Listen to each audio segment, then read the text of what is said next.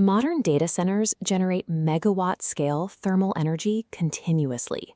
Without immediate heat rejection to the atmosphere, IT hardware suffers catastrophic failure within minutes. Dissipating this thermal load presents a harsh engineering contradiction. We must scale heat rejection up to secure fault tolerance, while simultaneously driving water consumption down to comply with severe municipal limits.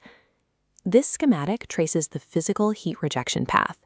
Internal thermal loads are captured by the CRA and liquid cooling units, transported through piping to the chillers, and finally pumped to the open rooftop cooling towers. Guaranteeing this thermal path involves an integrated systems engineering approach, coordinating thermodynamic limits with electrical distribution and digital logic. Surviving the tension between maximum efficiency, strict water limits, and continuous uptime requires us to treat heat rejection as a tightly controlled, strictly measurable utility. This end-to-end engineering chain solves the multidisciplinary problem. Public topology standards hold no mechanical value alone. They must translate into strict project criteria and fixed thermodynamic inputs. These dictate architectural sequencing, coordinated with electrical interfaces, before physical factory testing. Once installed, theoretical design intent must be validated. Every operating state, mode transition, and simulated equipment failure must be commissioned in the physical field. True reliability only exists when theoretical standards are converted into repeatable, documented field evidence.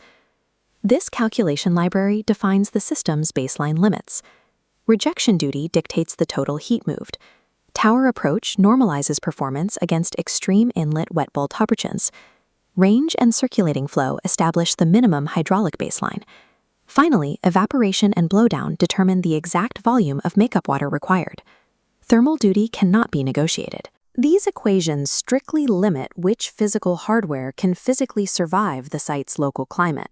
Selecting the right equipment requires identifying exactly where the process fluid interacts with the outside atmosphere. This cross-section of an open cooling tower shows the process fluid cascading directly over the black film media.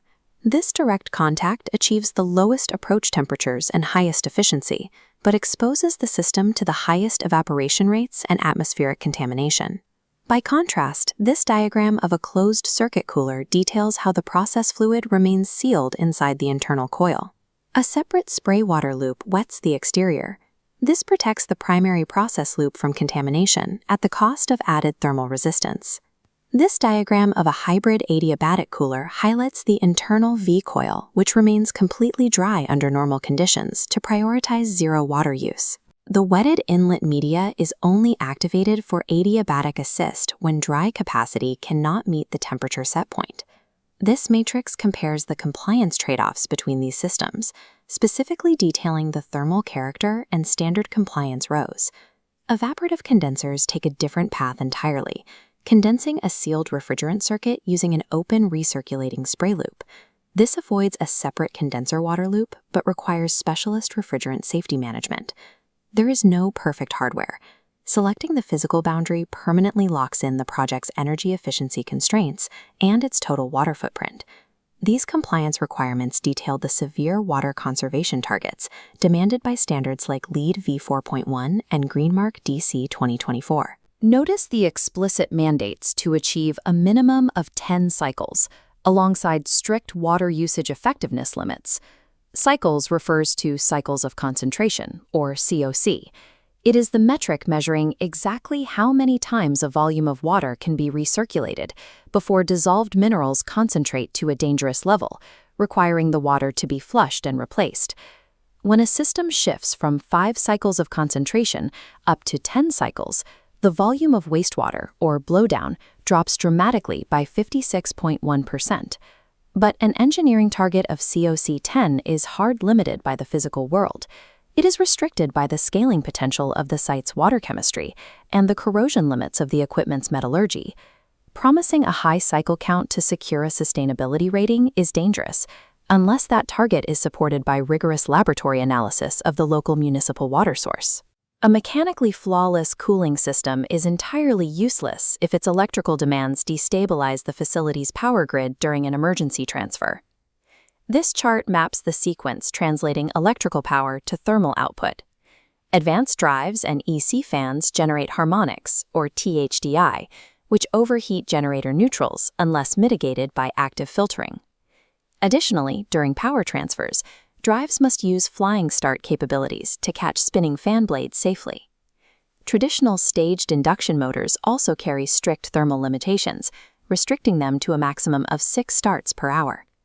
This physical limit must be programmed into the control logic to prevent the motor windings from burning out during intermittent faults. An improperly specified cooling tower motor will cause a total facility outage if its electrical characteristics are incompatible with the backup generators. This slide defines the rules for uptime Tier 3 concurrent maintainability. Notice the specific isolation mechanisms. A leaking fluid basin must be isolated by motorized equalizers in under 30 seconds, and water requires dual feeds with auto switchover capabilities. This topological requirement translates into a strict time-bound recovery sequence when a catastrophic failure actually occurs.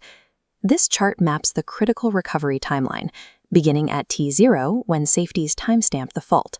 Within 15 seconds, the power phase mandates alternate electrical feeders become fully usable to the controllers. By the 25-second mark, the system enters the path phase. Standby cells are automatically selected, and fluid paths and water levels are proven available. Finally, at the 60-second mark, fans and pumps must be completely stabilized so the required heat rejection duty is fully recovered before the IT equipment overheats. Real-world fault tolerance functions as a choreographed sequence of automated mechanical responses, precisely measured in seconds. This flowchart details how the building management system coordinates these modes. Note Step 5, the fail state, which isolates the fault. This dictates the absolute rule. Higher-level optimization must never bypass local equipment safeties. Protection supersedes efficiency. Level 5 testing proves this architecture by simulating physical failures under full design loads, ensuring the automated recovery executes precisely as engineered. This go-no-go executive telemetry dashboard represents the final deliverable.